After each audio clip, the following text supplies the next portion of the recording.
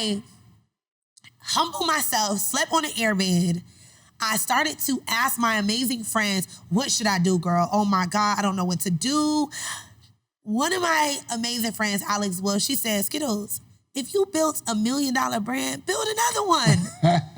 I was like, literally a light bulb popped on in my head. What's going on, family? David Shands. I want to give you a special invitation to the Morning Meetup, themorningmeetup.com. It is the only organization that gathers every single morning, Monday through Friday, 8 a.m. Eastern Standard Time to 9 a.m. Eastern Standard Time. And we help you learn entrepreneurship, grow as an entrepreneur, become an entrepreneur, or you just get to be in an environment, a network of all entrepreneurs. Literally hundreds of entrepreneurs gather on a Zoom call every single morning, Monday through Friday, okay? So I want to give you a special invitation to help grow your business and your brand all this year, okay? Every single day. You eat every day for your health. You brush your teeth every day for your hygiene. I need you to learn and grow every single day for your mindset, okay? So make sure you go to themorningmeetup.com. It is only $1 trial. You don't need a promo code. Just go $1, themorningmeetup.com. Check it out. If you like us, stay. If not, after that, it's $79 a month. But I'm pretty sure you're going to enjoy yourself, okay? So go to themorningmeetup.com. I love y'all. See you in the morning.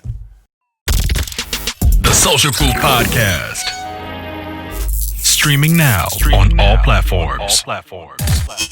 All right. Welcome to another edition of the Social Proof Podcast. This is an amazing show where we find amazing people who built amazing stuff.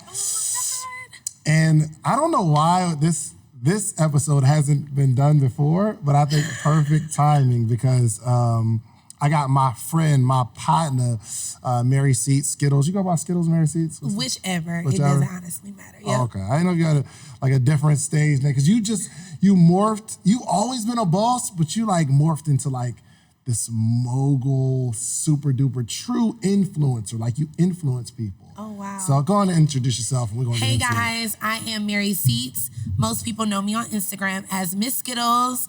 I am a serial entrepreneur. I own Cupcake Mafia, which I started with $300. This is my first business venture.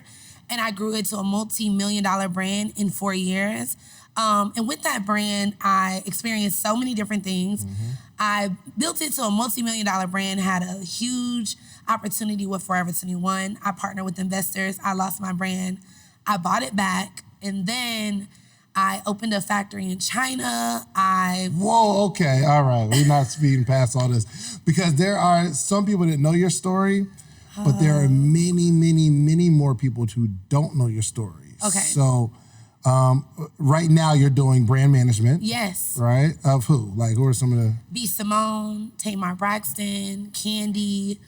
I hate name dropping my clients, but I work with I'm literally the secret sauce behind a lot of influencer or celebrities' special recipe. And what's your sauce? What is your sauce? What is that thing? My sauce is marketing and branding. I do it with my eyes closed. It's easy to me. I built multi-million-dollar brands overnight. You built multi-million-dollar... Give me an example. Okay. So when B. Simone started with me, she was at 90,000 followers. And I've only been working with her for 4 years. She's at 5 million followers on Instagram. If you walk into any Foot Action that carries ladies' clothing, she is the first female to co-found her own apparel brand with Foot Action. The first, not female, the first person in the world to co-found her own collection in Foot Action. Her deal is probably better than, half of these athletes that have shoes. Wow. And this deal I negotiated in the middle of a pandemic when she was going viral and everybody was against, whatever. And I negotiated the deal. So I believe that not only do I have the secret sauce when it comes to marketing and branding, I have the relationships. And that's most important. Wow. Okay. Woo.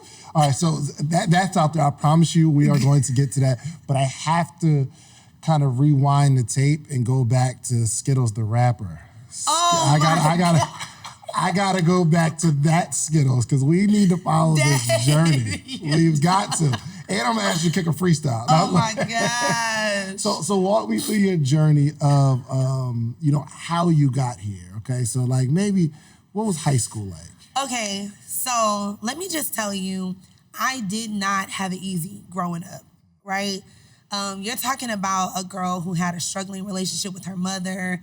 You're talking about a girl that felt counted out, felt like, went through a lot of depression, went through a lot of lost moments.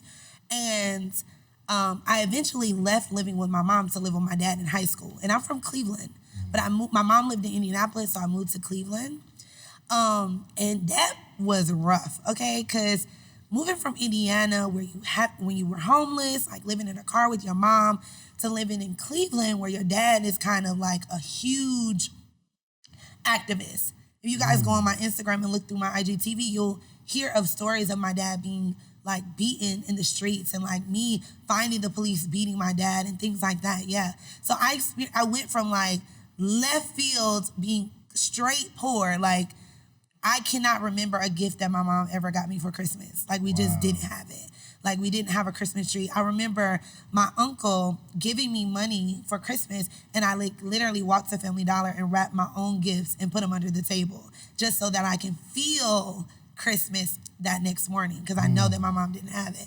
So I went from that to then my dad having money and my godparents literally stepping into my life, and my godparents and my dad had money. So I was like Rockaware down, like I went from having nothing, wearing like, pulling it together, struggling to pull it together to like having money, having finer things in life, but not having the relationship with my dad. Because my dad was an activist, so he was so tied to his activism in the streets, And we talk about that because in high school, I lost my sister to suicide.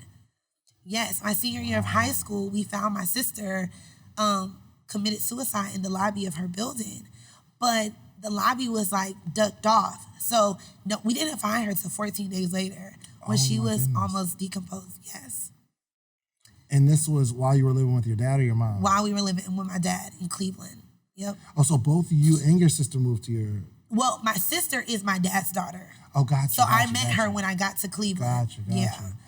So were you really close with your mom? I was close with my mom, but it was a broken relationship. You understand? Explain. Like when you grow up, okay. So I believe that this could be honestly a whole nother podcast, right?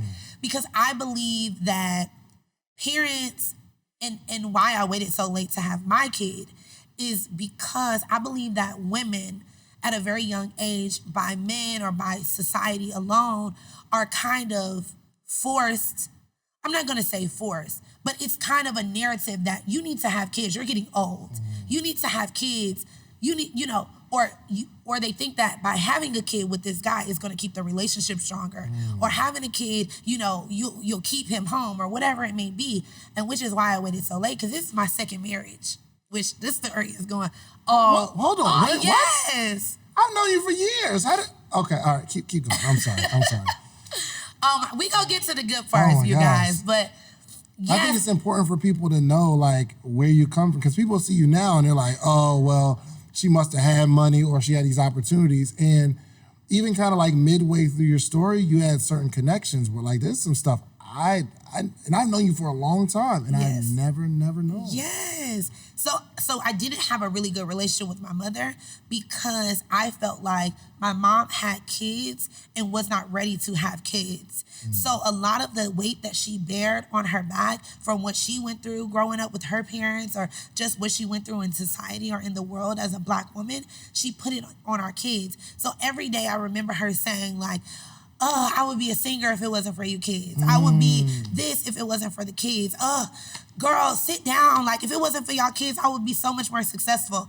And, like, that literally burned my brain in the inside. Like, we did not ask to be here, Mom. Like, I don't know. And so from there, I felt like there was a huge disconnection because I didn't know my existence. Like, from a little kid hearing that every day, oh, if I wouldn't have had you, I would have been this, then you feel like you're already a roadblock in your mom's life. Like, you don't feel like a blessing. You feel like a curse, So growing up like that, I kind of always wanted to prove my mom and and the people around me wrong. Like, I'm not gonna be stupid. I'm not gonna be this. I'm not gonna be that. So it was put into me since I was young to have this like hunger, you know, to want more than what I was conditioned to or what was easily accessible to me, which was poverty, you know? So I didn't have a really good relationship with my mom. So when I moved with my dad, I'm thinking, oh my God, I heard so much about him.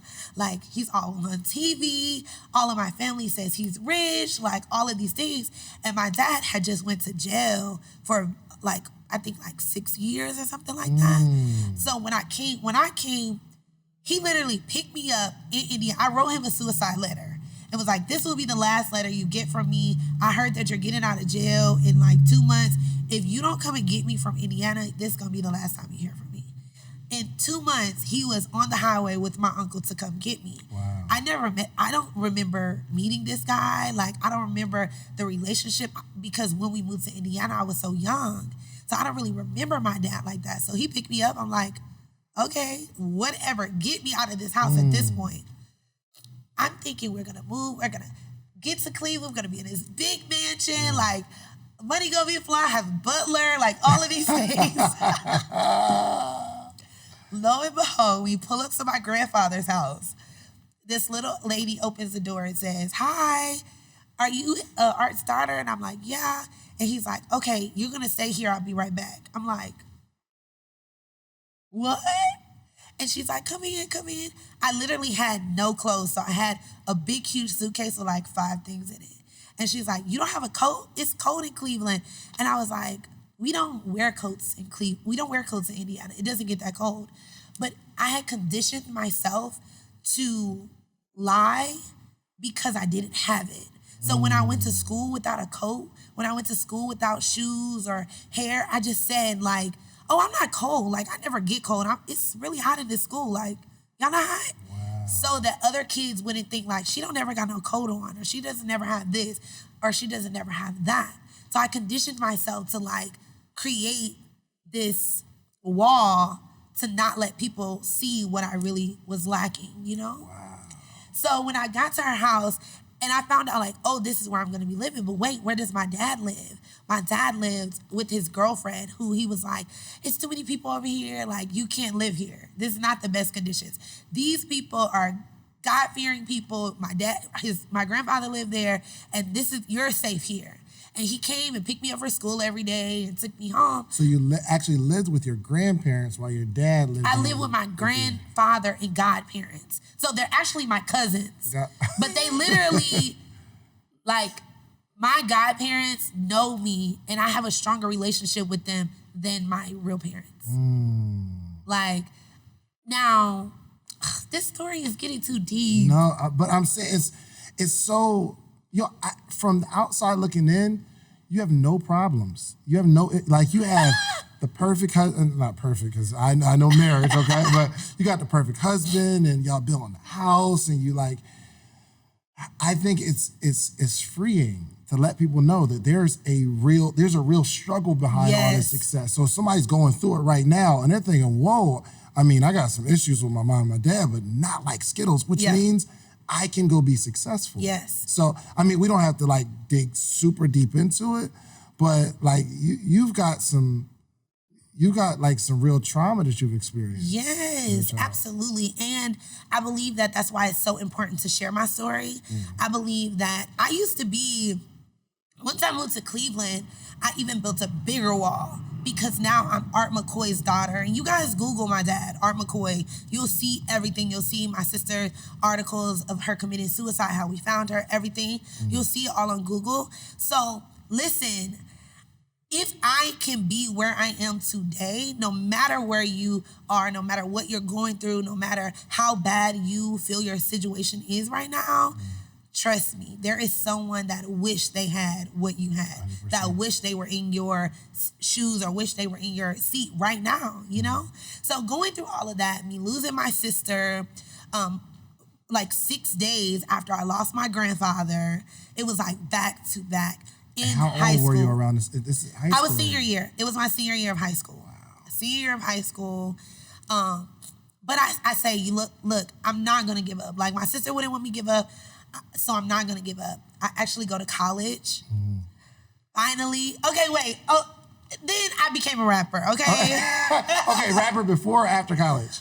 Actually, my rapping started in middle school. My rapping started in middle school in Indianapolis. It was a way for me to express myself. So I just was talking about this on Instagram because Skittlez and Mary is two different people. So Skittlez was the rap name. Skittlez is my rap, my rap name. Gotcha. My rap name, okay? I'm scared that this podcast is gonna we're gonna look up the videos. No, we're gonna look it up. Please. If I see the views going up to y'all, I'm gonna kill Dave. So yes, I used to be a rapper. I'm actually not ashamed about it. I feel like it's a part of my story. 100%. It actually made me who I am today because Mary was always very shy, very soft-spoken. I didn't really believe in myself. And when you are a rapper, it's kind of hard not to believe in yourself. Like you now have to prove to all of these people in the crowd and make them move and make them feel a certain way. Like you can't go up there like, hey guys, I'm about to, like you gotta command a presence, which is why I believe that I'm successful. You also have to know as a music artist how to read the room. Like, okay, I was about to open to this, but this crowd is a little tough. I need to open to this. Or, hey, you also learn how to build strong relationships being a music artist or being a local artist. When you know, like, okay, this club is gonna let me in for free. These people are gonna give me studio time. So you learn to build strong relationships. So I'm actually not I'm not ashamed. I'm ashamed a little bit of the music when you watch I yourself did. back in, okay, what kind of music did you do? Just like ghetto.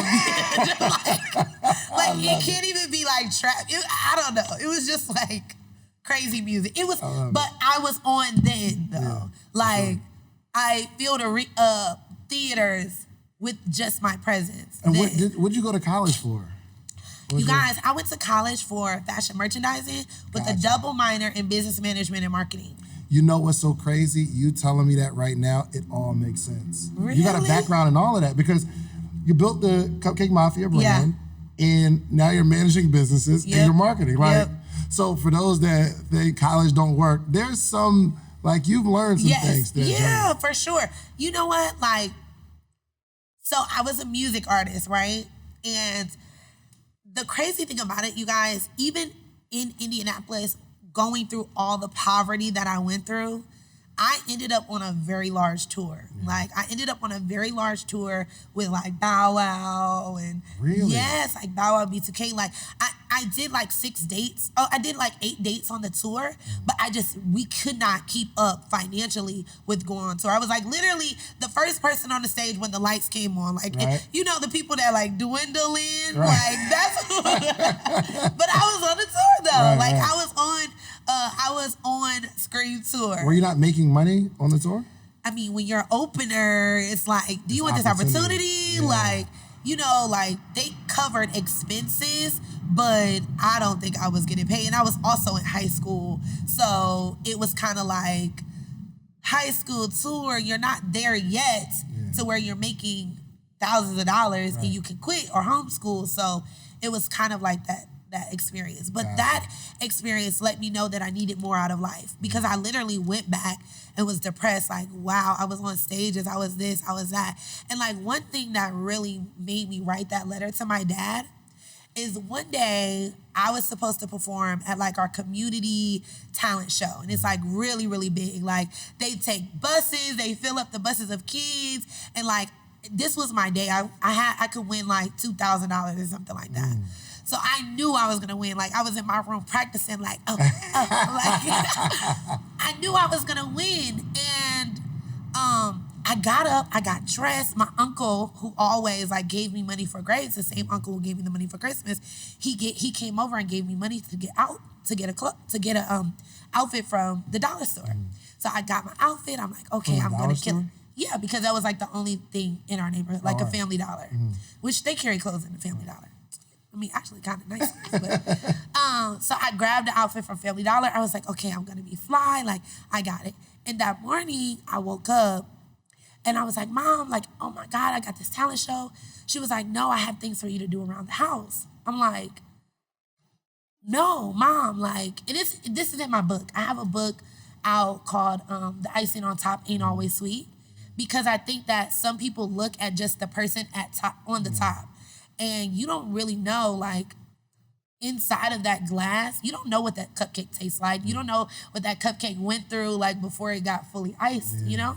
So that's what my book is about. And I tell this story, and I remember it like yesterday, like getting dressed, super excited, super ready, hair done. And my mom was like, you got stuff to do around the house. And I'm like, no, Mom, I don't. Like, I'll come back and do it. I promise. Like, whatever you need me to do, I'll come back and do it. She's like, no, I don't really want you to go. Wow. And I'm like, Mom, no. Like, I can't not go. Like, I can win $2,000. And she's like, yeah, God told me to not let you go. And I sat on the couch and I like heard the bus pull up and like honk. And she's like, no, you're not going. And like my heart dropped. And she's like, actually, I need you to clean the alley. Change your clothes. And I changed my clothes and we swept the alley with our broom. Oh, like the goodness. entire alley. At that point, I was broken.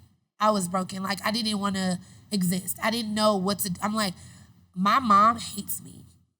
So all throughout high school, when people, I never really shared this story like verbally. So it's kind of like, it's very hard. But all through high school, when people be like, yeah, I love my dad, I love my parents, they'd be like, you Skittlez, you love your parents?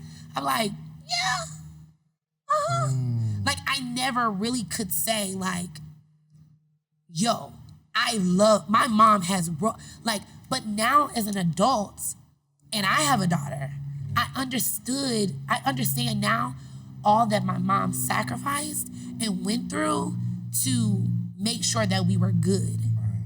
Especially when parents are like, single moms, like, I commend you, I salute you, because I don't know if I could do that with my daughter now. Like, it's a huge responsibility. And my mom was a single mom of 3, and she never left us under a bridge. You know, we were homeless together. We stayed in a storage unit together, but we were together, you know? Sure. So I commend her for that. But in that moment, as a kid, I don't know, I think I was in like 9th grade. In 9th grade, you don't know that. You don't feel that. You just feel like, why would she take the only thing that I love, the only thing that gives me expression, the only thing that gives me joy, and something that could give us financial freedom away and have me sweep an alley. Wow. And after that, that's when I started to write the letters to my family, and that's when my dad came and moved me to Cleveland. And so I kept doing music. I actually got signed with like a promoter in Cleveland, and he had me on tour with everybody, like everybody. Really? Nicki Minaj, Gucci Mane. What year was this? Oh my God, this is like 2004, like years ago, wow. 2004, 2005. And like I was touring, opening up for everyone. That's probably the stuff you guys will see online. But like, yeah. And so like, I was literally filling arenas, songs on the radio, like, and then he was like, okay, I want you to quit college. Like, we need to really go full time. And I was like, I'm not really comfortable doing that. I really didn't want to quit college and make music my only plan, you know? And so what I would tell people not to give up on college, because college made me see a bigger picture. Before, I was like, oh, I'm a music artist. Like, I'm going to be this. Everything is just going to land in front of my feet because I do music. But getting into college, I realized, like, no, you actually can create a business. You actually need to learn how to market yourself. You actually can get a job. You can do this. You can... The things that I thought like were just hobbies, which is like, you know, styling or whatever, it's actual jobs that people have. Right. And it made it tangible to me. Being able to move to Atlanta, I went to Kent State University, which is a small college. It's not really a small college, it's a university, but it's a smaller university in Kent State. And it's not like the most notable college in the world. But you learned a lot. Right? I learned a lot. And also, they have a study abroad program. And study abroad could be like anywhere, like Atlanta. So I took advantage of this study abroad program where I was able to go to a school in Atlanta for 6 months, like a semester, and pay my college. I was able to go to New York for 6 months and pay my college. So was that when you started Cupcake Mafia? Yes. No. I started Cupcake Mafia after college. After college, gotcha. Yes, so I was able to do all these things. Now I'm in Atlanta. I'm moving and shaking. I think this podcast is going to be so long, but... It's all, look, they're here. We locked in. Y'all, I was literally going on Craigslist, right?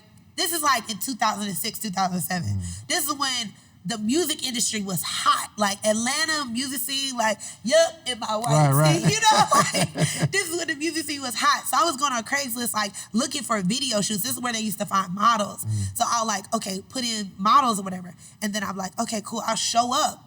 And they'll be like, oh, you want to model? This and that. I'm like, no, I don't want to model, but I want to style. Who's the stylist? I want to help you. Right. So therefore, I was getting like so much, getting so many relationships and getting so much like hands-on experience being a stylist or being a helper or being whatever. I needed getting around the artist. Like, oh, no, your hair's sticking up. Like, let me flatten it. You know, just building those relationships and being a servant.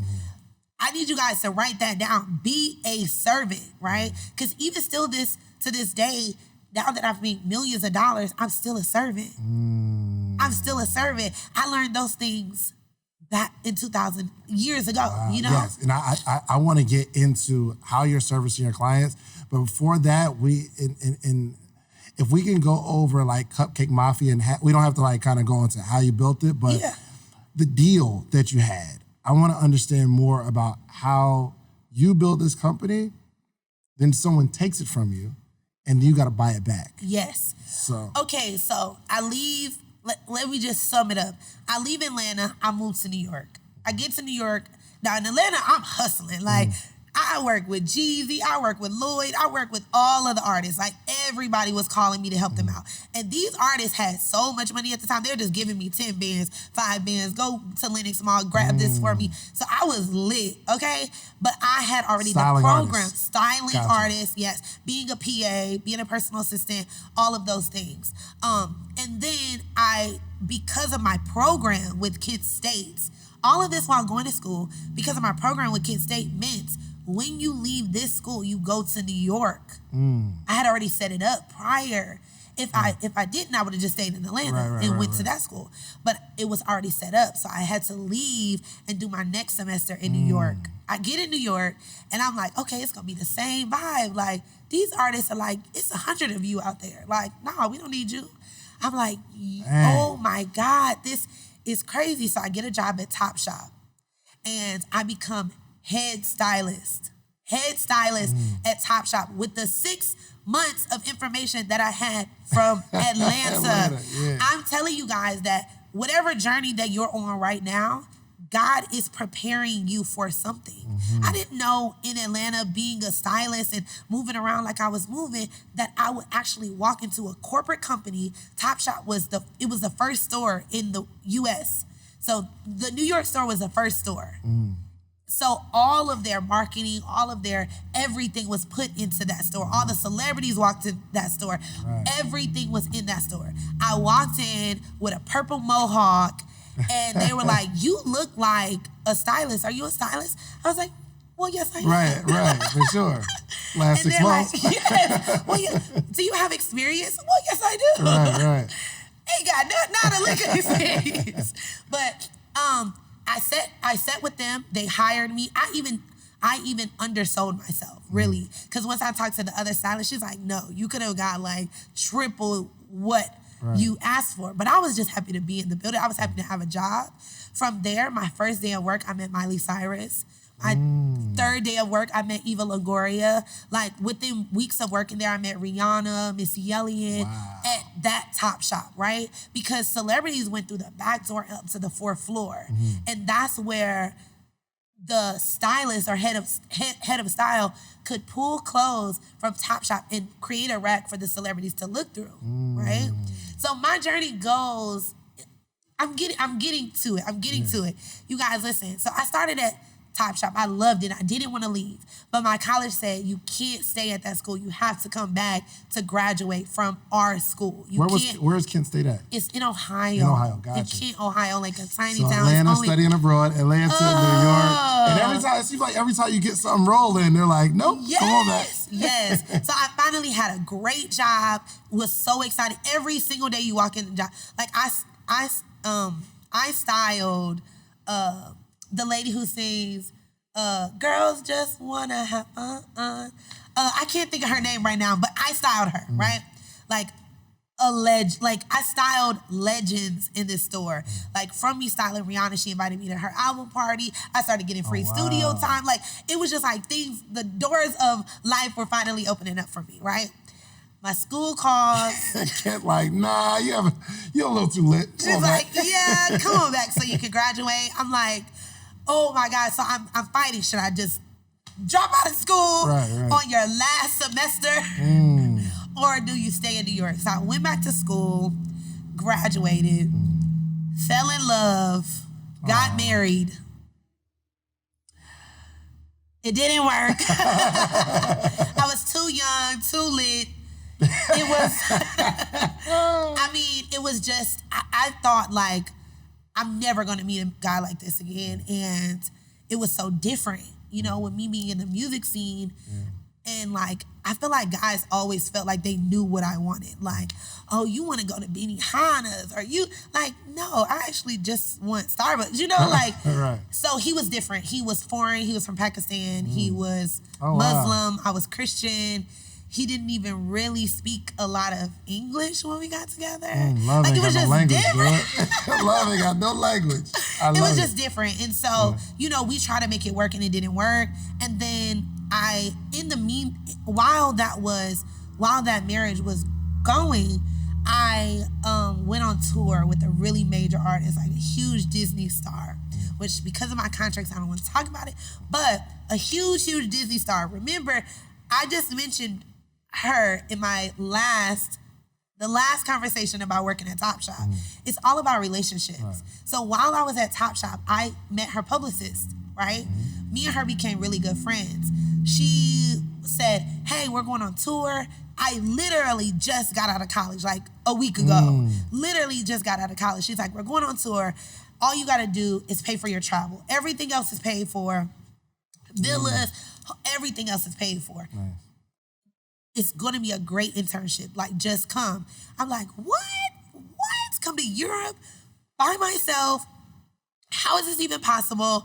I don't know, right? So I asked all my family this. Now, I don't know where my dad's money was that I was talking about a while ago, but this year, I asked my dad, help me. Now, my dad, because he lost his only child. Is this when you started Cupcake Mafia? It's very imperative to me starting Cupcake Mafia. So I get to Europe. My dad doesn't give me the money because he doesn't want to lose another daughter. My dad hadn't traveled since he lost my sister. He never went anywhere, not to another side of town. Like, he wouldn't even go out of our town. He felt like if he was there with her, he wouldn't have lost his daughter. And so he's like, I don't want you to go. I don't want you to go. I'm not giving you no money. I don't want you to go. But I scraped up and I got $300. And this is imperative, you guys. Write down $300. So I got $300. I booked my flight. I don't know. Flights is real cheap then. I don't know. But I booked my flight. No, they paid for my travel. All I needed was spending money to be there. Gotcha. So I had $300 in Europe for 30 days. Okay? So I get to Europe on a wing and a prayer. I'm like, I don't know what I'm going to have to sell out here. Might have to sell myself. But I'm not missing out on this opportunity. Right. I'm kidding, guys. I would never sell myself. But I get to Europe.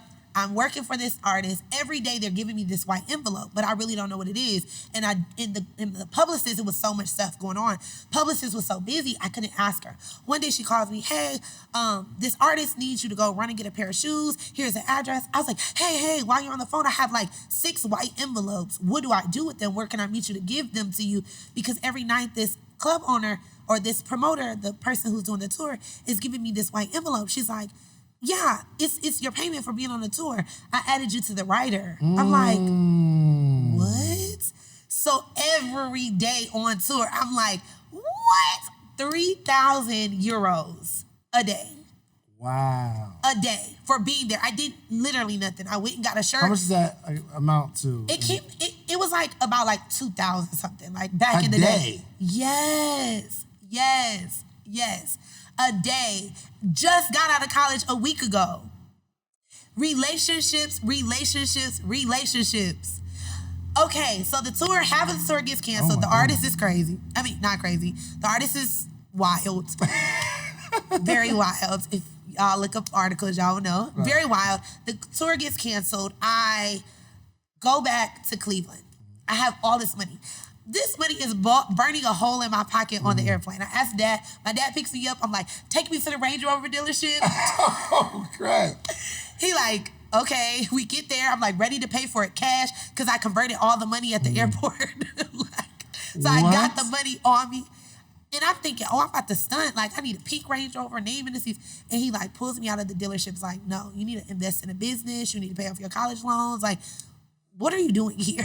Right. And so I started looking around and I eventually partnered with a guy who had a retail store. And he taught me the game about Magic Trade Show and how to get into things. And because of that, and I seen when I went to these trade shows, the millions of dollars that they're making with this apparel.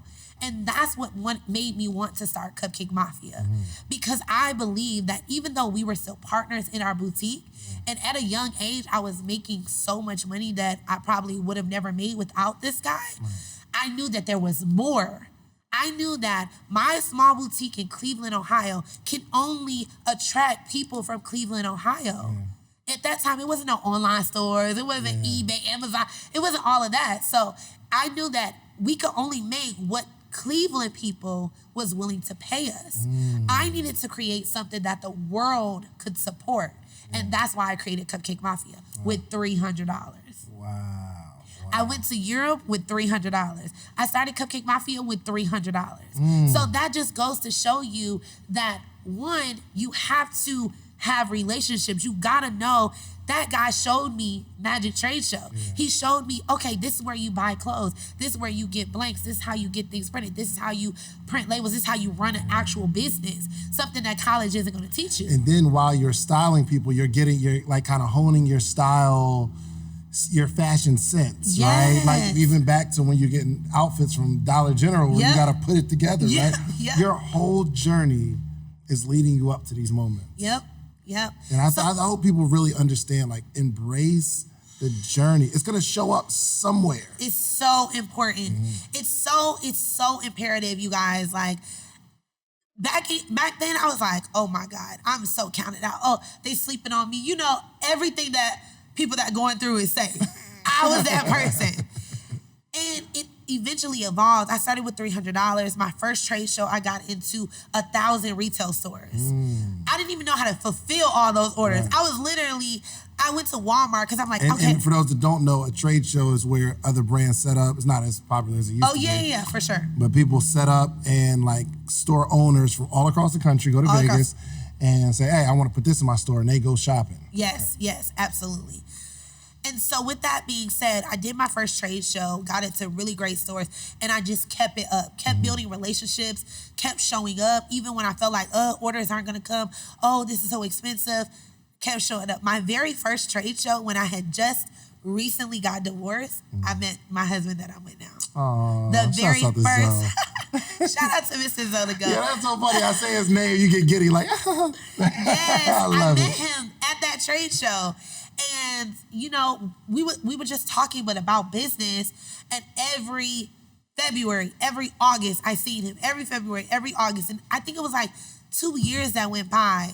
And then one August, I was like recently single. He's like, yeah, you gotta let me take you out sometime. I'm like, really? Okay. Tonight? And ever since that night, we went out on one date, and we've been together ever since. Amazing. 8 years now. Amazing. And so with Cupcake Mafia, you guys. How big was it at its height at this point? Yeah, at its height, so my first year I did $100,000, right? But you gotta have a great accountant when you're starting a business. Stop thinking you can nickel and dime. Stop thinking you can I'll just open up a QuickBooks account. I made $100,000, but I spent over $100,000. So I literally didn't make money. It was just like money turning. Which a lot of entrepreneurs know. You probably have experienced just turning the money. 100%. One year I made $250,000. I walked home with $30,000. Exactly. So I had a very bad accountant. It went all out the drain. Then the next year kept growing. At my height, I was at $2.4 million. And this is just me. No corporate, no investors, no rich boyfriends, no loving hip hop, no nothing. Just me hustling and grinding. But I was wearing myself thin because the larger the order, the larger the manpower needed and the money that's needed. Smaller the margin, right? Yes. And not even smaller the margin, the more you have to put up to put that order together, you know? Totally. So I had got like a $50,000 order from Jimmy Jazz, right? You know Jimmy Jazz? Yeah. Okay. I got a $50,000 order from Jimmy Jazz and I had to hurry up and produce it and they needed it by this date. Their routing guy said, if it's not at FedEx on this date, at this time, if it doesn't make it to our warehouse, like the order will be canceled and sent back. You guys, it is the day of, I'm waiting at my manufacturer for FedEx to pull up. They don't come. I call U-Haul. This order is so big, we couldn't get a U-Haul truck. I had to literally get not like a semi-truck, but like halfway. Yeah, like and what people don't understand is, truck. And it's not like they give you half up front. It's like you gotta fulfill it. Yes. So how much did it cost you to fulfill that order? Like $20,000. Yeah, so we gotta come out of $20,000 up front. And then they ordered so much of one product, right? They probably ordered 4 SKUs. So 4 different t-shirts. Right. So imagine, I have like $10,000 of each t-shirt. How am I gonna sell that particular style on my website? Like, it's just impossible. They have the manpower, they have the stores to do it. So I call around, I'm like, they ask like, have you driven a box truck before? I'm like, yes, I'm certified, I'm this. I don't know, just give me the truck. So we pull up, they don't even ask, I don't think they were about to close. We get the box truck, literally me and 5 girls. Put all of these boxes on the truck. I pull up to FedEx. I got cash in my hand. I'm like, I'm paying every worker here to stay and scan every box $100. Like, please, $100. I don't care. $200. Like, $300. Like, whatever. Wow. They all stayed. They scanned every box. And from there, like, I cried my way back to deliver. I'm like, if making money has to be this hard, is this for me? And that's when I said, okay, I gotta re-strategize. I gotta figure it out. I tried to do business in China. It kept failing. I'm like, okay, that's not gonna work because I'm ordering hats in summer that I think I'm ordering hats at the end of winter, thinking they're gonna arrive in summer. They arrive in fall. And I'm like, oh my God, this is not working. My business was too trendy and we were too late designing to deal with China. Right. It was too trendy. I literally am making margins off of song lyrics. So when Drake album comes out, the song lyrics is on the shirt tomorrow, stores are ordering. I can't plan what Drake is gonna say. Right. So that's what was my business. At the time, it was so trendy. So I said, okay, I gotta get help. I go to Magic Show, we get millions of dollars in orders. Forever 21 walked up to our booth and gave me a $1.4 million purchase order in my hand. How can I produce for Forever 21 when I could barely make it to Jimmy Jazz one time? I didn't want to ruin that relationship. So immediately I started asking all of my big brands, Jeff Staple, Ron Bass. I started asking all of these people that have worked with Forever 21, worked with large retailers, what do I do? They say you need an investor. You have to have somebody that knows what they're doing, somebody that can get the goods aired from China. You have to get your margins for your shirts low. They gave me the game, right? They gave me a list of resources. Luckily, I had guys like that. Guys that were willing to give me the game. As a few females that were in the same industry, they were like, but the guys were willing to Really? share the information. So I started taking all these meetings, taking all these calls. Now, when you've done $2.4 million on your own, these people gonna answer the phone. Oh, 100%. They already have heard about you and waiting for the phone to ring. So they were wowing me, flying me on jets. I ain't never been on a jet. Flying me on jets, all of these things. Like, wow, we will give you $200,000 in salary. You ain't even gotta touch it for the brand. For the brand, what? You know, as an entrepreneur, you take your money and put it into the brand. All of it is just mixed together. At this point, it's like, do I want the bag or I want a business? Like, you know? So actually having $200,000 just sitting there, like collecting dust, felt good to me, you know? I felt like I wouldn't struggle anymore. Oh, a penthouse overlooking Central Park. Oh, our office is in Times Square.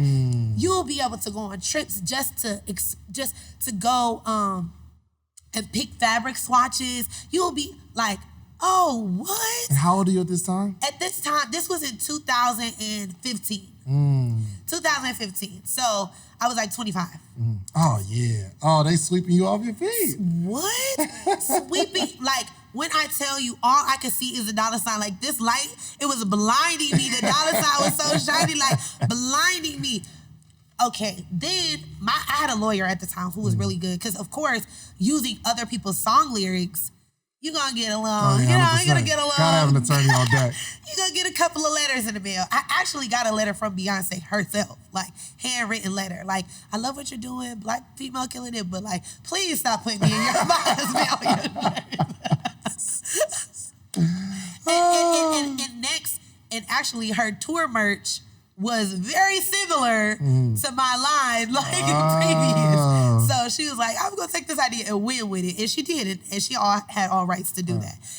So I built this brand, you know, I'm getting the calls, they're sweeping me off my feet. My lawyer, Peter Rosenthal, who's the same lawyer who like negotiated a lot of big deals like Rockaware, like a lot of big deals. He then was so busy. At Magic, it's February. Every brand is being sold. Every brand is partnering with investors. Every brand is negotiating terms with Macy's or dealers. Like, so he's so busy. He's like, Skittlez, wait, just wait. If they want you now, they'll want you later. Just wait. I'm like, Peter, what? Like, it's like the little treat in front of the dog. What? I'm like, I can't wait. Like, Forever 21's delivery date is in 3 months. Like, it's no way if I don't sign right now that we'll be able to produce this, because I was thinking that my value had a timestamp.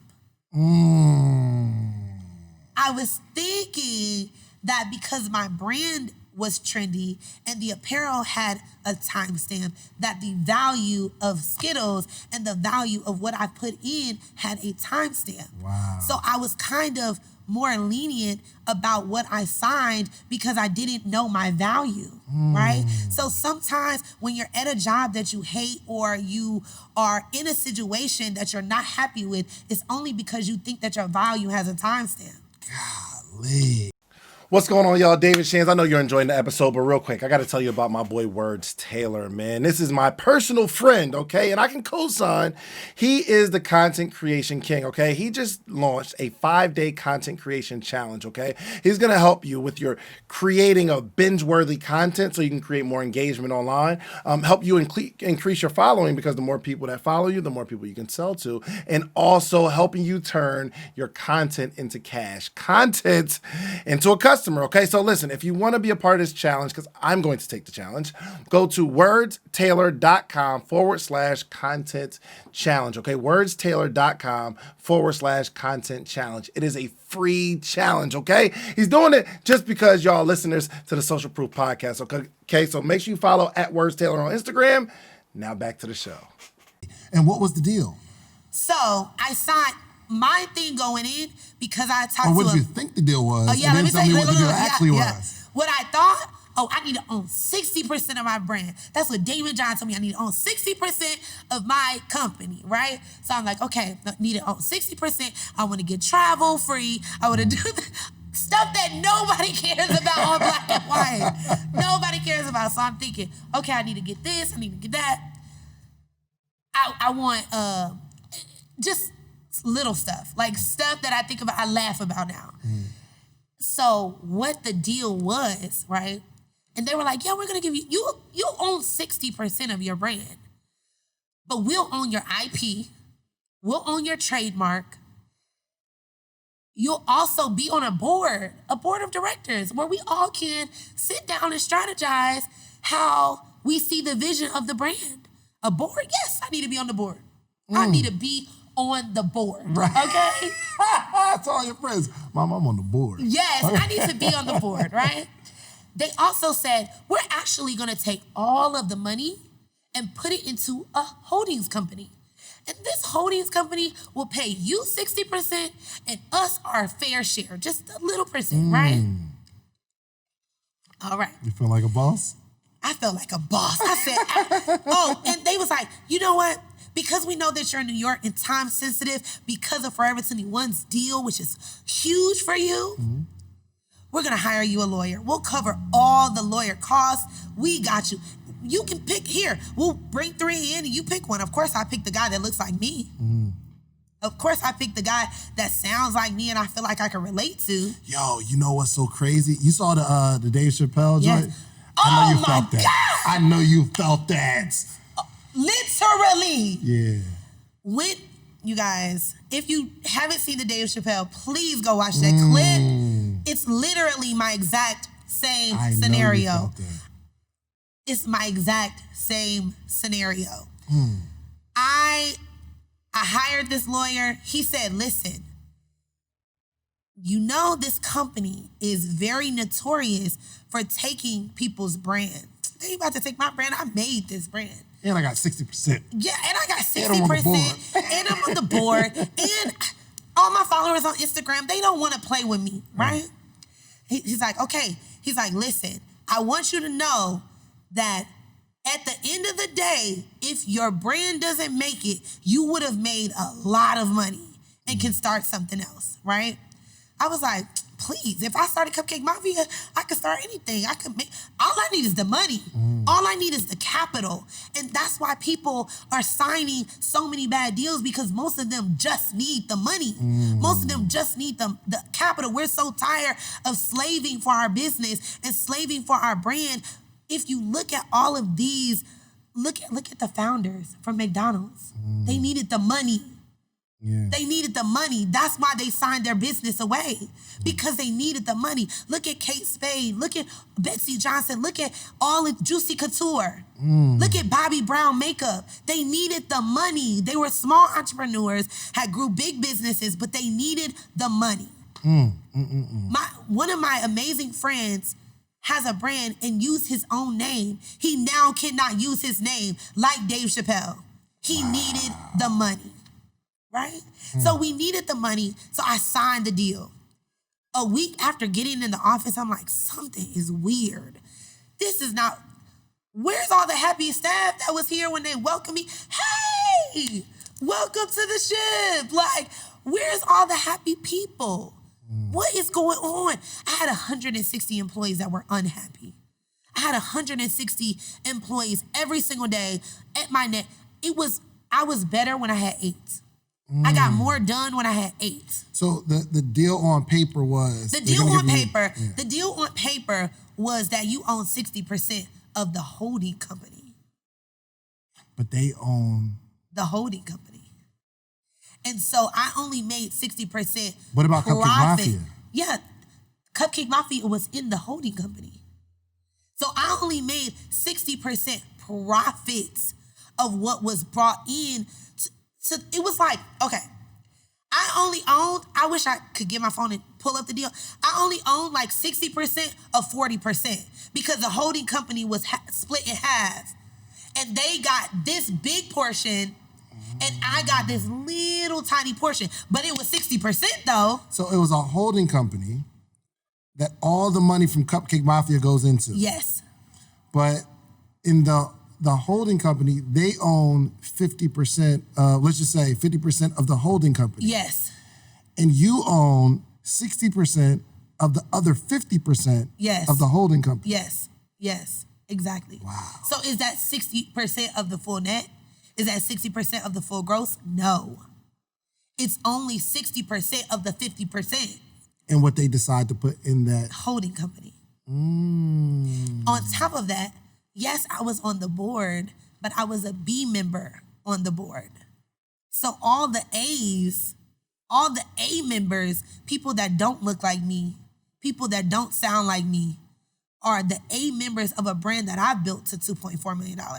So they could tell me what I needed to do. I was their puppet. So when I walked into their office, right? When I walked into the office and I signed a deal, they knew, oh yeah, she got connections, she got relationships. Oh, she's gonna bring this in. She's got ideas. She's brilliant. One day I rode into the office on a hoverboard. They were like, Skittlez, you can't ride here on a hoverboard. They made a whole email. No hoverboards in the office. I'm like, okay, cool. So I bring it in one day. The VP, he says, let me see the hoverboard. I'm like, yeah, check it out. He's like, can I keep this overnight real quick? Of course, I'm thinking we're building relationships. He keeps the hoverboard overnight. The next day he comes in and says, that was cool. It was really good. It was really good. 2 weeks later, hey guys, we have a whole hoverboard company started. That hoverboard company made $2 million in 4 months. Oh. Did Skittlez get a percentage of this goodness. hoverboard company? Did Skittlez get a payment from this hoverboard company? Did Skittlez get anything from the hoverboard company? No. Oh Goodness. And then they tell me, hey, we need you to come up with an idea to bring the brand up. You made $2.4 million. We're at the 3 million mark, but we want to see 10 million in 1 year. I'm like, why? When this brand you had didn't make $1 million in 1 year, this brand, we have to build. We're new. We're getting to, we're starting to operate together. Like, we have to build. They were like, yeah, we just need to see how hungry you are. We need to see, your brilliant mind. Okay, cool. I'm like, okay, cool. Crazy. I said, we are already in major stores. We're already in Jimmy Jazz, Ladies Foot Locker, all of the big streetwear stores. What about if we took what Juicy Couture or any of those bigger brands did and create multi-sectors of the brand, right? So we'll have Cupcake Mafia, then we'll have Sweet Cartel, then we'll have like $1 billion Mafia, whatever. And that could be sold in Neiman Marcus, Saks Fifth Avenue, and Sweet Cartel could be sold in Burlington Coat Factory, TJ Maxx, and City Trends, right? So I already know the buyer of City Trends because they've been trying to get Cupcake Mafia for so long. So I create a whole deck. I create a whole PDF. I call my girls, which remember I was big on styling. So I was styling the OMG girls when I was in Atlanta. Right.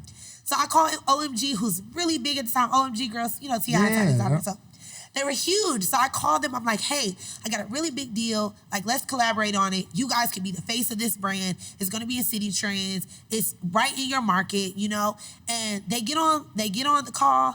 Everybody's happy. City Trends is wowed about this presentation I put together, and everyone is excited. The company I was with, the owner, they go back to the table, start doing the numbers. Okay, well, actually, we don't want to create another brand. We just want to sell them Cupcake Mafia. No. Why would we sell Cupcake Mafia when all of these brands this brand cannot be carried across tiers. Right. Females don't shop like that. A female that is going into Forever 21 is also not going to want to know that it's in City Trends for $2, Right. for $4, whatever.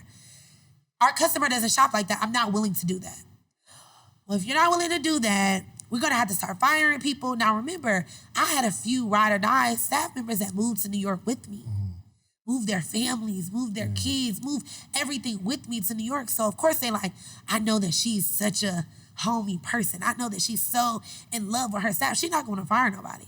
So she going to either say yes. I said, no. Well, fire them. We got to let them go. If you're telling me that the only way to make it not sell my brand to City Trends, which I know is going to wipe out my brand, is to sell, is to let my staff go, well, then let's let my staff go. So they're like, okay, took a long time. They started letting a few people go. I ended up getting them other jobs because I have relationships. Yeah. So I got them other jobs. They weren't in New York stressed.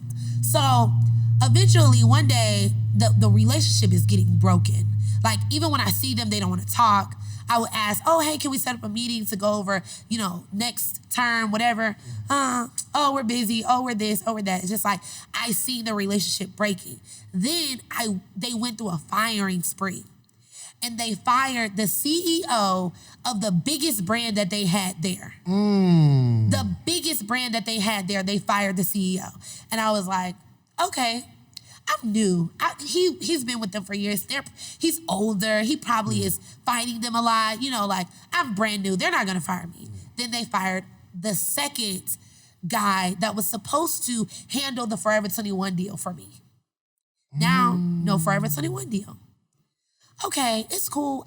They have a really good relationship with Forever 21, so me being optimistic. They have a really good relationship. It's cool, we're gonna get it.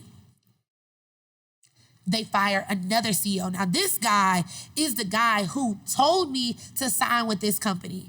And let me tell y'all that you need to be careful who you're taking information from. For sure. Right?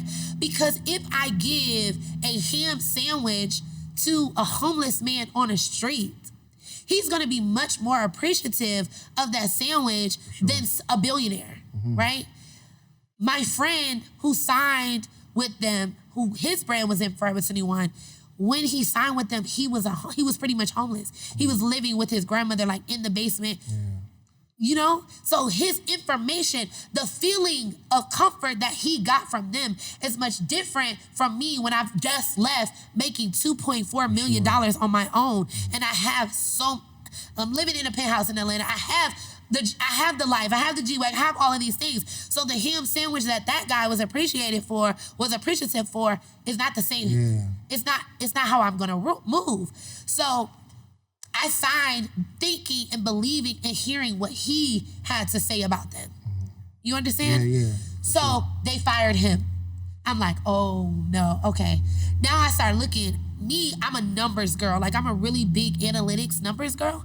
So I started looking, calculating, okay, I'm the next up because I'm the highest paid person, not on the A board. I'm the next up. So I started creating other brands, just thinking, strategies, what I'm gonna do. One day they're like, hey, we're gonna fly you to Atlanta to do a trade show. Bring your luggage in. So I have a little dog, I bring my luggage, my dog, and I'm waiting. I'm like, what time is the flight? Like, when are y'all sending me the tickets? Like, what's going on? So I'm like, okay, I've seen this scenario with someone sitting in the exact same chair that I'm sitting in too many times in this office. And I kind of prepared myself. And weeks prior, I started to feel energy, started saving files, email lists, things like that. So I walk into the office, they're all surrounding me. They're like, hey, we really wanted to try out this women's department thing. Like we was really trying to work hard on trying out women's, but it's not really fitting where we are. And, we already told you that we were going to have to start cutting people down because the brand wasn't supporting the finances of those people. And like, we no longer need you at Cupcake Mafia. I was like, wait, what? Hold on, wait, what? We no longer need you at Cupcake Mafia. And if you look at the contract, here's the contract. B, we own your trademark. C, you're a B member on the board, so you have no say in this meeting. Here, you will get 60% of what the brand generates from this holdings company every 2 weeks, just like, every month or whatever when they pay me my residual. Oh yeah, and your last paycheck is in 2 weeks. I have an apartment in New York, which is $4,000. Were they paying for your apartment or like? No. Oh. Because I was on a $200,000 salary, making 60%, they felt like you could cover that. Oh, so they were paying you $200,000 a year. Yes. Plus 60% of profits. Yes. From the holding company. From the holding company. But Gotcha. $200,000 a year, I'm an employee. I only work 6 months. Right. So when they fired you, that's why they're saying your last check is coming in 2 weeks. Yes. Because you're not going to get this $200,000 no more. Yes. Yep. Interesting. So but then they own your IP, they own your trademark. They own my trademark. I can't put Cupcake Mafia on anything because they owned it, right? So listen, you guys.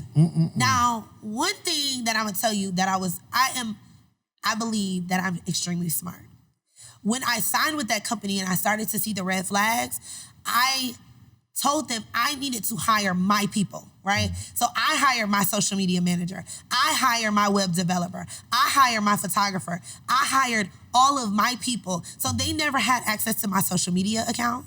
They never had access to my GoDaddy domain name. They never had access to the servers that we were using. They never had access. So of course, when they fired me, they're like, "Oh, we need access to these things." No. Nah. You're not getting it. Right. So I remember walking out of that office like, and they said, "Oh, did you leave space in your suitcase? Because you can pack your desk up with it." Wow. You can't access our email servers. You can't get into our showroom. Everything, your fingerprint has been denied from everything. But we'll walk you into your office. You can pack up your desk. I walked out with my suitcase and my dog. I walked across the street to a soup place. I sat there and said, who should I tell first? Who do I call? Who will understand? What do I do? Like, what do I do? I call my boyfriend at the time, which is now my husband. I said, "Babe, I just was fired from my brand." He says, "I'm booking you on the earliest flight. I need to hug you." Oh, you better marry that man. I hung up the phone. Wow. I got to the airport. Okay, let me go back a little bit. So when things started to get rocky between us, they said, "We want to close your Atlanta store. We want to open a big store in Times Square. We want you to have all these Times Square meetings with the Times Square board and all these different things." And I was doing it like, Times Square board, "Hi, yes, I'm Mary Seats. I'm 26 years old. I blah, blah, blah." They're like, "Ma'am, no, we're not giving you the store." But I'm doing all these things and they're like, "Yeah, on this day, we're going to close the store." And I say, no, like, this girl has been working for me, has been dedicating her time. She has kids. Like, I can't close my store. So I went to them crying with literally tears in my eyes and said, "Please let me buy my store out of this deal." This is a store I leased the store. You know what I'm saying? It probably wasn't even making $6,000 a month. But it's the thought of me having something that I owned outside of what they owned. So I bought my store out of the deal. And let me tell you why that's so important. Because when I moved back to Atlanta, when I decided, okay, how are you going to pay $4,000 a month to live in New York? Where are you going to work? Who you know out here? I decided that suitcase that I took to Atlanta, I never went back to New York. I had movers come, pack up all of my things in that apartment. I put my apartment on Airbnb. The money that I made from Airbnb covered my store rents. I lived above my store. It's a store. It's a live workspace. So it's a retail at the bottom and it's apartment at the top. I didn't know you lived there. Yes. I didn't it's even an know that. apartment at the top. So I lived in one of the rooms. Now remember, all of my luxurious furniture is in New York on Airbnb. So I put an airbed in that room and I stayed there for 6 months. So they let you buy the store though? They let me buy the store How for much did you need? $10,000. 10 grand. 10 grand. Gotcha. They gave me a $30,000 sign-in bonus. I gave $10,000 for the store. I gave them $30,000 for a warehouse, for a factory in China, right? Because we were having a lot of complications with my stuff getting out later than their other brands. So they were like, well, let's partner up on a factory in China. I'm 26 years old. Do you think I know what partnering up on a factory in China looks like? Right, so right. I'm just like, okay, how much do I need? Because I always wanted to be like, they're never going to big bank, little bank me. So whatever I need, I don't care how I'm going to get it, I'm going to come to the table as equal as them. Because I'm on the board. You're on the Remember? board. I'm on the board. So I need to show them that I got money and they can't just nickel and dime me. So I give them $30,000 for a factory in China that I never seen. That I never went to. This company is a bunch of savages. That I never had the address to, right? Never. One time, actually, I think it was like 3 weeks before I got fired, one of my customers in Dubai needed to ship a package bag. And he was like, I'm not shipping it to the US when China is right there. Right. Like, I need the address in China. So they fought me. They finally gave me the address. Okay, so they gave me the address to ship it back to our factory in China. Now, I kept that address always in the back of my mind. I'm like, okay, this is how I knew when I went to China. I'm gonna get to that part. Come on, talk this about is it. how I knew exactly where to go, exactly where factories were in order for me to open up my factory in China, right? But let's move on. So 6 months, I'm struggling. I'm on Airbed. I'm crying myself to sleep. My boyfriend at the time never questioned me. I was like, should I get an apartment? Who you impressing? Should I get my hair done?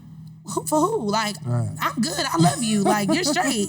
You're fine. Because he also, at one point in time, had 10 stores. He also had to humble himself and live here and live there and eat ramen noodles to support his rents and support his business. So he knew, oh, my girl gonna bounce back. Yeah, you feel me? sure. So I humbled myself, slept on an airbed. I started to ask my amazing friends, what should I do, girl? Oh my God, I don't know what to do. One of my amazing friends, Alex Will, she said, Skittlez, if you built $1 million brand, build another one. I was like, literally a light bulb popped on in my head. She's like, get on live, get on Periscope. This on Periscope was big. She's like, get on Periscope, tell your story. Other people will be inspired, start selling e-courses, like, start motivating people. But before, I used to always feel like, my information, like, it's just my information. I don't know if it's gonna work for nobody else. Right. That's when I started the Icing Agency, which is now a multi-million-dollar marketing and branding firm. So all of this to say, now that I'm getting to the heights of my life, right? I wanna let you know that whatever you're going through in this time right now, God may be moving people out of your way. It was destined for me to sign that bad deal, right? Get fired in 6 months, because in that 6 months of working for them, I learned how to work with China. Yeah. Remember, I didn't know previously. I learned how to work with China. I learned how to send in tech packs. I learned how to communicate. I programmed my body to be up at 3 a.m. because it's 3 p.m. there. I programmed my body to work at 11 p.m. because it's 11 a.m. there, and stay up to 3 a.m. when it's 3 p.m. there when they're getting off work. I programmed my body to know that. I understood that I needed to learn Mandarin. I knew that I needed to, I create systems. I understood how to work with 160 employees with different cultures and backgrounds that I've never seen before, and different energies and all of that, all of those things. So in that 6 months, I learned how to do big business and operate a big business. I also learned that you're never gonna wanna be middleman again. In that 6 months. But before that, remember, I was like, shipping packages is so stressful. Order all these wholesale. Listen, when I got back on that Airbed and I started my brand again, because remember, I still own the domain name. I still own the Instagram. So even though I could not use the trademark, people just knew my brand. They knew the fonts. They knew the way that we aligned our product. They knew the phrases. So it didn't matter if I had logo on the product. People were still buying the product. It got so bad, which is why branding is so important. Right. Would you buy a Nike hoodie without... There's plenty of people in this world buying Nike hoodies that have Nike nowhere on it but in the tag. Nowhere on it but inside the tag. That's branding. You gotta have your branding together first. And that taught me that hard lesson, because on a Airbed, I made $160,000 from November to December selling ugly Christmas sweaters, trendy, ugly Christmas sweaters. I sold them on Amazon. I sold them on Etsy. I sold them on my website. I used influencers, people that I had relationships with, to continue to promote it. I made so much money from an Airbed, right? Then I started my courses from an Airbed. Then I opened another retail store because at this point, my lawyer is saying, now we had to go back to Peter. I know Peter's like, I told you. Yes. Soon as first of all, Peter is not cheap. So it was $10,000. When I left that company, I had about $18,000. $18,000, people are like, $18,000 is a lot of money. Not when your lawyer is $10,000. Not when your rent is $4,000. Not when whatever, your employees. Like that was a month worth of expenses. Yeah. So I literally was like, get an apartment and go lose my business or sleep on an airbed and thug it out and build my business. Real quick question. Yes. Did you ever buy the trademark back? I'm getting there. Okay. 6 months on an airbed, right? Now, they are ignoring Peter. Like every email, every state, everything, we're sending notoriety, everything. They're ignoring him. So I said, okay, Peter, as much as I want to play the nice role, it's been 6 months. My retailers are blowing up my phone trying to figure out if they're ordering my brand in February's trade show. I need to tell them something. Just wait. I'm going to try a different strategy. I said, nah, I cannot. What they knew was they knew who Peter was. They knew that I could not afford Peter. They knew that eventually if they waited me out, I would be out of money. I would be out of business. I would be out of fights. But they had the wrong girl. They were waiting on the wrong girl. They were waiting on the wrong girl. So 6 months later from an Airbed, I make a cover of a book, right? I have my friend who writes for Black Enterprise write up a press release. Black small business CEO robbed from her business, the Black Steve Jobs. The Black female Steve Jobs, right? Because if you guys know Steve Jobs' story, it's very similar to my own. Very, very similar to my own. And we don't meet people that have went through things like me. But now you hear with Dave Chappelle. But how many other entrepreneurs that have got beaten or got ripped out of their business, but they don't talk about it. They're embarrassed. They're sad. Oh, now they just become a singer, or now they're this, or now you're like, what happened to that brand you had? They don't want to talk about it, right? God didn't let me make me no loser, right? So I said, okay, I wrote a cover of a book. I knew that I was going to New York to end my lease on my apartment. Now, remember, I learned how to do Airbnb. Today, at this time, sitting right next to you, me and my husband have 21 Airbnbs. Wow. Me and my husband have an Airbnb empire. My husband starts Airbnbs for celebrities and NFL players and athletes all over Atlanta, all over LA, all over Miami. But God had to give us that technique. He had to put me on an Airbed and make me Airbnb my apartment to understand that that's a stream of revenue. Right? So you guys, it's about the journey. 6 months on an Airbed. I make a book cover. I write the press release, and I send it to them the day before I was going to New York and said, hey, then I heard word that they were selling my brand to a Chinese company. They were gonna sell my brand. The company that they were gonna sell it to emailed me because they knew that I owned the Instagram. And they were like, hey, we're gonna buy the brand. We will pay you more for the Instagram. I was like, if you buy this brand, you're never getting Instagram. I'm going to ruin the brand. I'm gonna be like, this brand has been stolen. Never support this brand. Now support, because I had started a new brand at the time called Official Girl Gang. So I was like, support. I would just change the Instagram name to Official Girl Gang and tell everybody not to support Cupcake Mafia, right? So they were like, was like, we ain't buying this brand. Like, crazy CEO, like, no, we not buying it. Right. So I get to the office. So I emailed them and they reply. 8 replied in 6 months. They try to sell it. They try to get that bag. They replied. They say, hey, oh, wow. It's so nice to hear from you. You could come to our office. Now, at this time, I don't got my lawyer. My lawyer's out of town. I just got my goddaughter. She's like 10 at the time. Like, I'm like, oh my God, what do I do? Like, I don't even got the right people to go in there with me.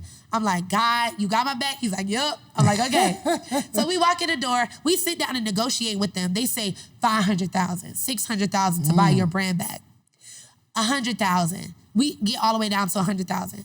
So I'm like, no, I'm not buying it back. Like, you guys give it back. Like, what are you gonna do with it? It doesn't mean nothing to you. They're like, yeah, but now we have all this inventory in our warehouse. Now we have all of this, now we have all of this debt over the IP. So we need to clear this debt before we give it back to you.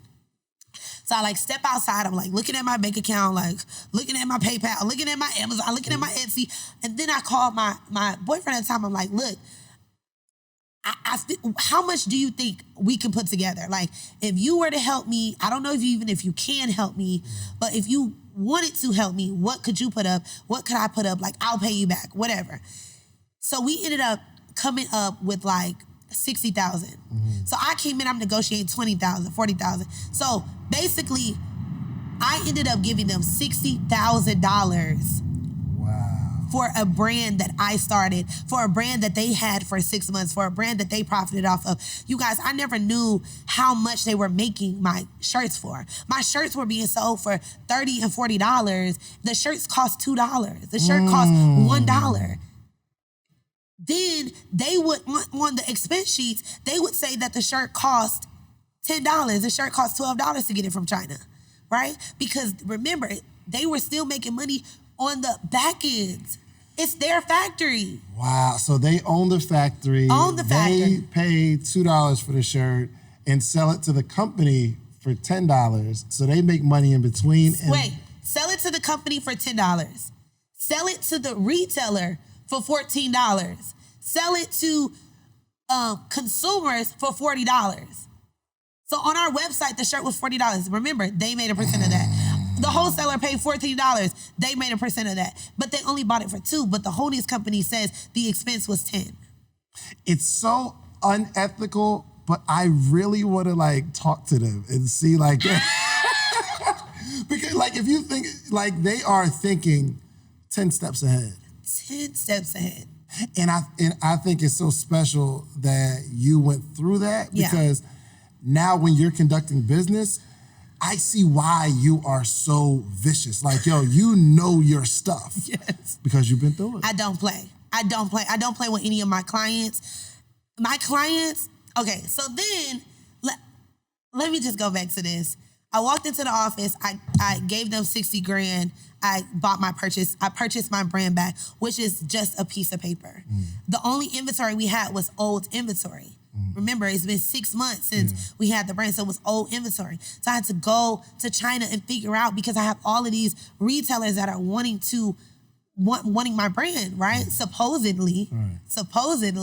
So I give them 60 grand. I got my paper, my trademark. Woo! Oh my God. Was Peter in on this? Yes. Okay, good. Peter was in on it. Good. So I got my trademark back. I said, oh my God, Jesus, thank you. I get back to Atlanta. Now I have the retail store. I opened one retail store. That's what really pissed them off. And that's what got them communicating. Right. The book, the press release, and I opened a retail store with the name that I'm not supposed to be using. Right. So finally I celebrate. I opened another retail store. Now this is 3 retail stores from an Airbed. What is the name of the company? I can't put the name of the company out there. Was it in there? Was it like in the contract or something like that? Yes. I can't put the name out there. I'll tell you privately, but I can't. Because I want to like Google. Yeah. All right, hold on. Put it on my phone real quick. Okay. I need to see this. Yo, what in the world? This is a roller coaster ride. A roller coaster ride. Oh my goodness. So, then, Okay, so okay. I get the brand back. At this point, it's around my birthday time because I got the brand back in April. Right. It's around my birthday time. My boyfriend at the time, now husband, says, "Hey, where you want to go for your birthday?" Because we always went on trips for our birthdays. I said, he's like, "You want to go to like Bora Bora, Maldives? Lots to celebrate." I said, "No, I want to go to China." He's like, "You want to go to China?" I'm like, "Yes, I want to go to China." So we went to China, hustle and bustle, cried every day. Like, what are we out here doing? This is crazy. I don't even see people that look like us. How are we going to find a factory? Did you go to the area? Did you go to that address? Yes. Go to the address. Knock on the door. I'm not, Amy. Say her name was Amy, right? Amy opens the door. "Mary, what are We were wondering what happened to you. Oh my God, like, let me give you a tour. They don't know. Do you think the owners told, you know, the factory, oh, we don't work with this brand. No, they're so welcoming. Remember, 6 months, I was on the phone with her every single day. We were friends. We were, oh my God, did he send you here? Did Mike send you here? Yeah, he sent me here. I don't know. I'm scared. So, give me a tour. I'm like, oh, this was area where Cupcake Mafia was produced. No.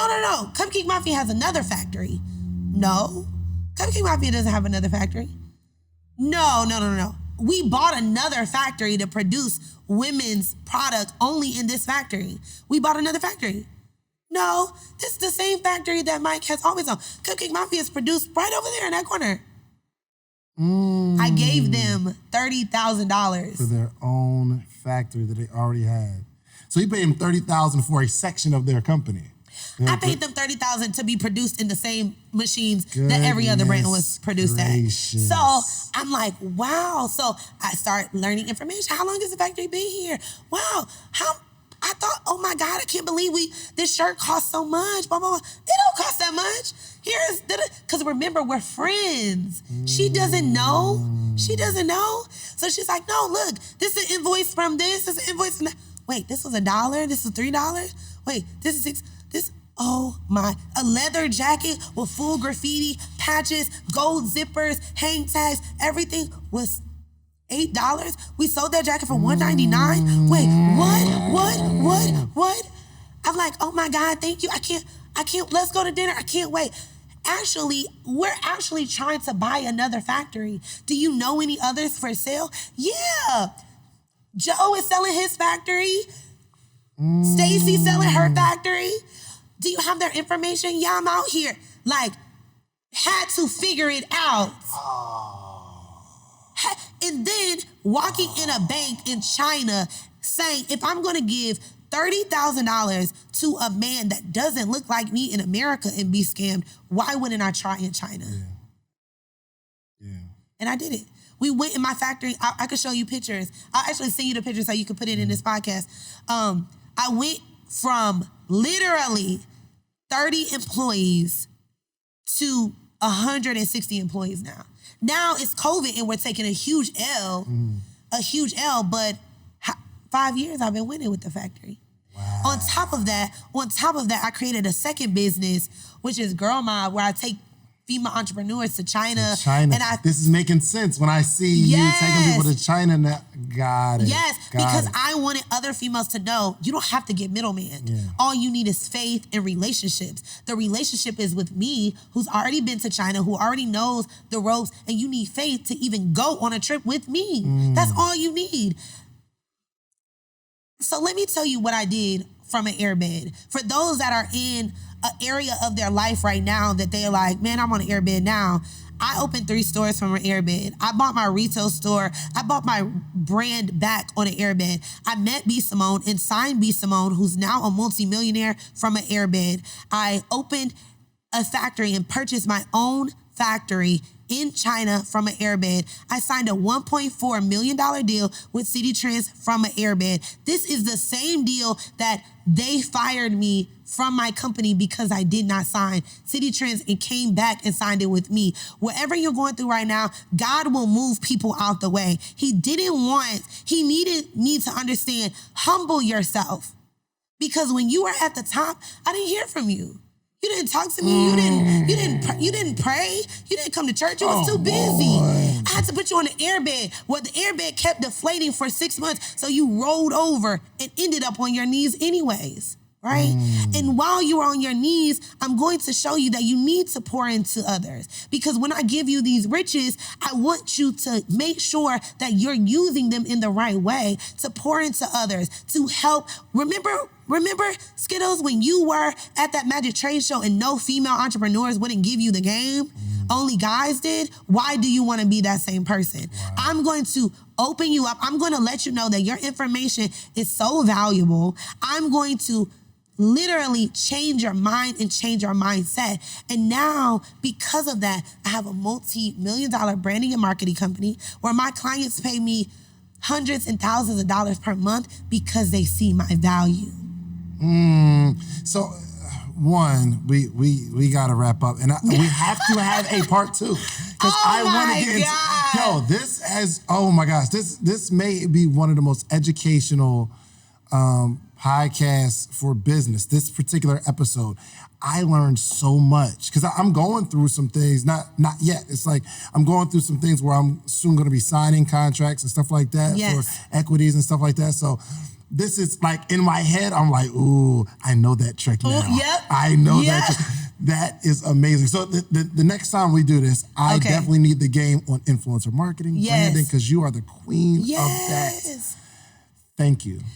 You guys are, thank you. Thank you for having me here. Thank you. You're an inspiration. Oh, thank you. Oh my gosh. Listen, if you're watching this, I definitely need you to follow Skittlez and just let her know if you felt something, right? Appreciation goes a long way. Like, I heard your story and it really, really resonated with me. Your journey that's why we have to go back to the story of it all makes sense now. Yep. It all makes sense. My gosh. And this is why now I'm able to, it goes back to me being a servant. Like with my clients, I'm a servant. With B. Simone, I'm a servant. With Candy, with Tamar, I'm a servant. I understand what the information that I have inside of me. I don't want to be in the windows of foot action. But knowing that my information, my relationships got that deal done, a multi-million-dollar deal, I'm okay being behind the scenes and being the servant. And that's why the icing agency is so amazing, because I literally don't commit to anything that I'm not going to give 100%. And also my clients know that if you sign with me, I always tell you that if I can't help you, I'm not going to hurt you. If I can't bring nothing to the table, I'm not sitting down to eat.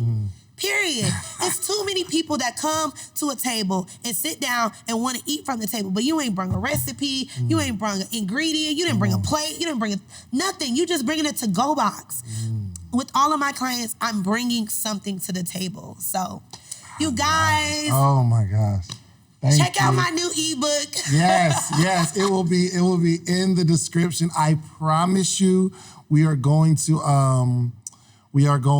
have Skittlez back on, not too far Y'all after have to this let me know if you want me back. Oh, they yes. have to let you know in the comments or on your Instagram or on my Instagram. Y'all have to let us know. I'm not coming back until y'all let me know. Oh, that's what's the comment. First off, the people that watch this podcast, they be in them comments and they are going to let us know. Okay. Man, this was amazing. I want you to close out, give us your information. Yes. But I'm going to do a quick commercial real quick. Sure. Okay.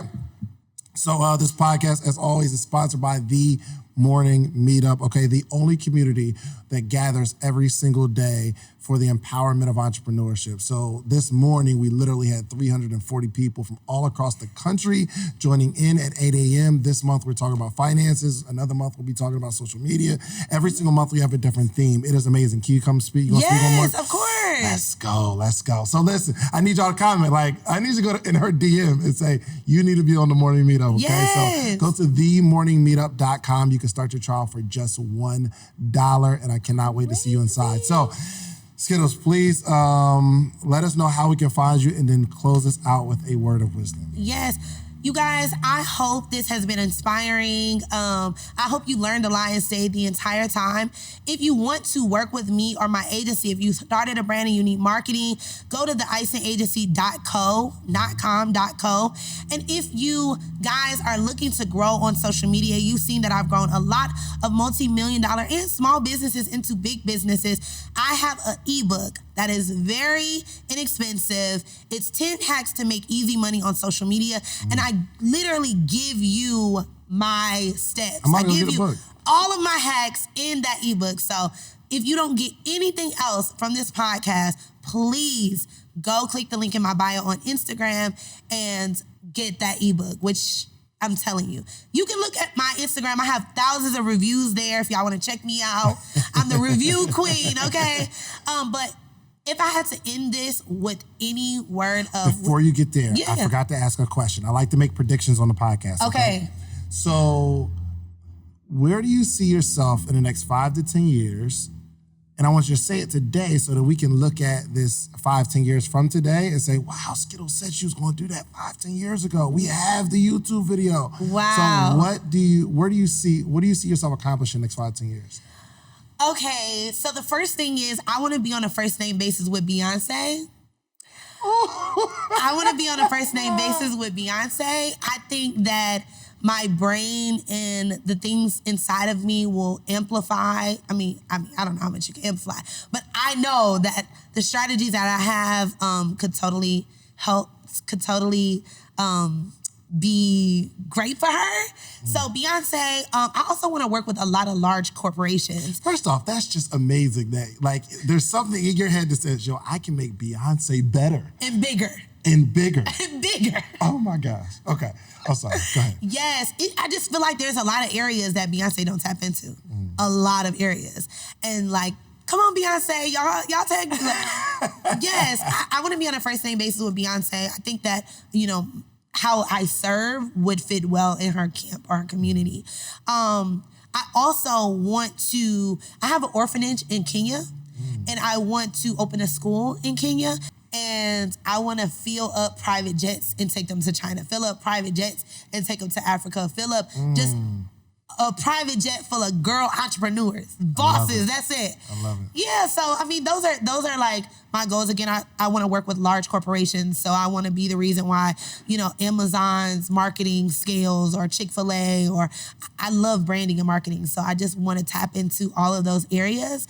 And if I had to leave you guys with something, or one of my favorite quotes is, a slow rise to the top is better than a fast fall to the bottom. Explain that. Okay, so we see it every single day with music artists. They jump to the top of the charts, right? We can name like 20 artists that we just see, like last summer, that was the song of the year, song of the summer. And then where are they? It's because they had that fast rise to the top. And if you take your journey slowly, moment by moment, day by day, it's just like climbing on the ladder, right? If you take all the steps to get to the top of the ladder, once you get to the top of the ladder, you're gonna be sturdy. You're gonna be good, you're gonna be firm. You could do whatever you need up there at the top. And then you could walk back down slowly. But if you jump to the top of the ladder from the pressure is gonna tip over. And that's what most entrepreneurs are trying to do. They're just trying to take a quick fix, a quick hack, a quick this, and jump to the top. But that business is not sustainable because you didn't learn everything you needed to learn on the way to the top. Most artists that make a hit single overnight, that's all they had was that hit single. They didn't learn everything they needed to be an artist, to be well-trained, to be media trained, to have great PR, to pour back into their community. They didn't learn all that stuff. They didn't learn how to make a hit, how to grow a hit. So they crash, right? So a slow rise to the top is better than a fast fall to the bottom. Look at Jeff Bezos. He started in his garage, then to a larger office, then to a larger office. Then he was like, you know what? I'm losing so much money with UPS and USPS, not getting my packages there on time, and I have to eat the cost. I need to now become the shipper. I need to now own my own shipping company, but it was slow. It just, all of a sudden you just started seeing blue trucks pull up at your doors on Sunday. On Sunday. And you're like, what? And you're like, yo, the concept that this man started his business in his garage and now has massive warehouses and fulfillment centers everywhere and owns the shipping company. Thank you. This has been a treat of an episode. Make sure you reach out to Skittlez. I promise you, I just need y'all to comment, shoot in her DM. We got to do a part 2 because there's so much in terms of social media marketing and branding and working with all these influencers. That's gonna be another next level episode. that's gonna be a lot. So make sure you reach out to Skittlez. Thank you so much for being on the show. All right, man, appreciate it. Listen, go get some social proof. Okay, be the success that you want to follow. All right, be that person. We're out of here. Peace.